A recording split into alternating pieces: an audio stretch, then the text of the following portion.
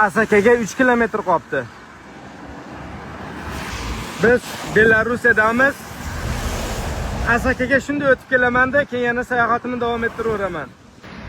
Shunday cho'ntakka o'tib, bitta bo'yin go'shti yeyman-da, yana sayohatimni davom ettiraveraman. O'zimizni Andijondan, Asakadan Abduvohid aka ekan. Mana shu yerda men qaranglar, o'zimizni milliy nimalarni qo'yib qo'yibdi. Rasmlarda qozon o'chog'ida ham qo'yib qo'yibdi. Mana ziravorlar sotar ekan. Aka. O'zimizni milliy taomlar. Qoyil. Shunday O'zbekiston ko'rib turibdi-ya. Bitta O'zbekiston bayrog'ini ham qo'yib olmamsiz-da bir chekkasiga. Qoyil. Mana orqasidan Suzana ham turibdi. Mana lazzat O'zbekiston moylarida. O'zbekistondan keldilarmi? O'zbekiston, ha. Ishlarimiz bordi, mana qoldi endi. Bu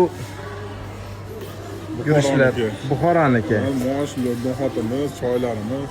Bu Ozarbayjonniki. Ozarbayjon mana darrov bayrog'ini tiqishtiribdi. Bu o'zimiznikilar bunlar. Gap yo'q. Omadsiz bersin akajon. Ko'rib juda ham xursand bo'ldik. Ziravorlar qarang, shunday ishtahani ochdi. Iloyim siz ham safarlaringizni aka bexato qilib, Alloh hammaga xayr bo'lsin. Alloh o'z daroqadan saqlab, o'z ishlaringizni ilgari qilib, bolalaringizni orzu-havasini ko'ring iloyim aka. Aytganingiz Dunyo kelsin. kezishda aka charchamay Alloh kuch-quvvat bersin aka. Aytganingiz kelsin. Nimaki niyat bo'lsa Alloh niyatingizga yetkazsin iloyim.